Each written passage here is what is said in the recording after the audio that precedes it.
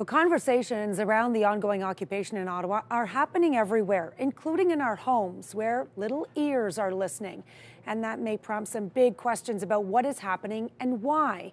Joining us in today's parenting panel to talk about how to talk to our kids about this is Nataxja Cini with Family Therapy and Natasha McBrearty, Associate Executive Director of Crossroads Children's Mental Health Center. Good morning to both of you. Thanks for joining us. Good morning. Thank you. So is this a conversation for little ears? Let me start with you, Natasha McBrearty. Sure. It's a difficult conversation for anyone to have, I think. We know that children are little sponges and they're listening to everything. And even if they aren't listening or comprehending, they're little sponges and absorbing. So, I think it is really important to have the conversations and just really tune into what kids might be experiencing around the protests. Certainly kids pick up on our conversations, our emotions, the language we use, and you really don't have to go much further than social media to see how divisive this is and how passionate people are, no matter the side they're on here. Could that be detrimental to our kids? They're developing minds and adults have thoughts on it one way or another. Could there be harm in bringing out those sides to our kids? Let me ask you that, Natasha Cini. I think this is a great opportunity to talk to our children about how to have disagreements without having violence. And I think it's really important that we talk to your little child and say, look, there are times where mommy or daddy has said no to you and you may get really angry and yell and scream and stomp your feet. And we can talk and have disagreements and learn how to talk and manage our emotions. So I think it's really a great opportunity to talk about how we manage our emotions and how it is okay to disagree, but do it respectfully and kindly. So there's learning opportunities here. Yes. Yeah, I think both of us, Natasha and I were talking about this beforehand, both of us agree this is a great learning opportunity to express how we can disagree on things. I mean, if a lot of people learn this at very young ages, that it could carry over into adulthood, probably result in very different scenarios in a lot of ways. How do you use this as, I guess let's talk children under 12, and then we'll talk teenagers for a moment because it's very different. Children, my youngest said to me, because she sees it on the news, the TV's on all the time, what's a protest, Mom? How do we use the right language for a child under 12 to help them feel still safe when a lot of what they're seeing on TV might make them feel a little uneasy? Natasha McBrearty, what do you think? Yeah, I think that's a great point, Annette. I think that, when we're talking to our children, it's kind of using that double listening. So on the one hand, what's the information they're asking us for? But on the other hand, what's that fundamental motive underneath that question they're asking? So, I think for a lot of kids, it's, am I safe? Are we okay? Are we going to get through this? What's this about? And so I think that, allowing ourselves to kind of slow the conversation down and to really get clarification from children around, that's asking what's the protest. And I think if we drill down a bit deeper is, why do you ask? What are you curious about? What do you think it's about? And really understanding their concerns so that you can answer with honesty, but also giving them only the information that they need or that, will not overwhelm them at that time.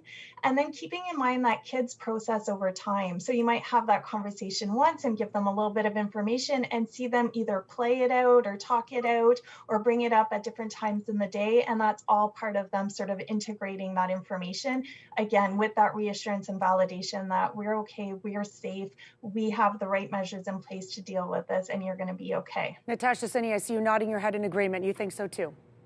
Absolutely. For our younger children, we have to make sure that they feel safe. And it is about, I hear you, I see you, and you can express how you're feeling.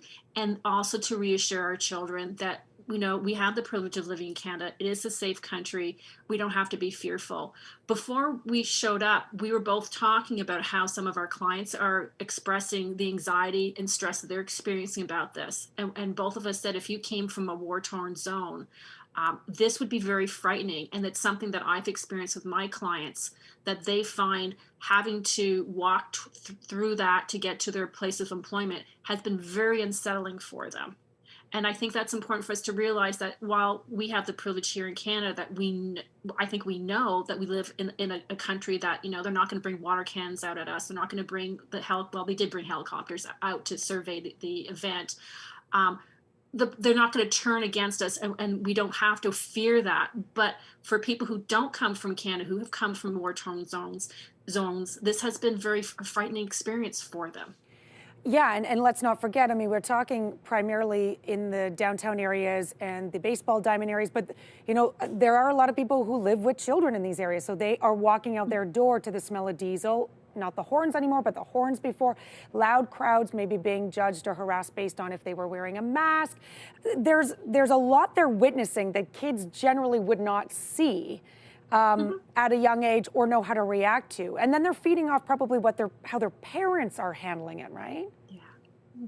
Natasha McBrearty, let me ask you that. Like when it comes, let's go on that line, how we handle it as parents and what that will do for how our kids will handle it, the young ones especially. Yeah, great point. You know, I often talk about co-regulation and, you know, that kind of symbiotic relationship between how a parent is doing and how the child is doing. And we know that, you know, when a parent is calm, they can help their child calm. And so I think, you know, modeling the coping that we all need to engage in is really important. And that can be, you know, reaching out to friends and family, that can be talking to your school social worker. It could be reaching out for help. And so in the city, we have a great service, counselingconnect.org, provides free brief counseling, you know, for people across the lifespan. And so, you know, if, you know, mom, you're feeling like this is all too much, reach out for help. And there are also services for children. So you can attend with your child or even call in and get some tips about how to have these conversations. But, you know, by all means, do what you need to do to take care of you. And when you do that, you're in turn taking care of your child. I want to ask about teenagers too. You know, your young adults who are forming their own opinions from their own experiences and their own education and knowledge. Do we influence them with our opinions on this, or do we let them form their own ideas? Natasha Cini, let me ask you that. Oh, that's such a tricky question. We want our children, our teenagers, to actually start developing their own ideas and their own thoughts. And this is a great opportunity to have a family discussion about how we do critical thinking. And we don't want our kids just to follow along with what we're doing. We want them to learn how to view, whether it's viewing the media, viewing the stories, viewing the experiences, reading books, movies, whatever they're doing, and to be able to start processing what they're seeing and start developing their own ideas. And you know, we just have to make sure that we are able to have open conversations that don't turn to a battlefield. And this is about being respectful and understanding that our young teenagers have a developing mind, and we want to encourage them to be able to process information on their own and help guide them through the experience as well.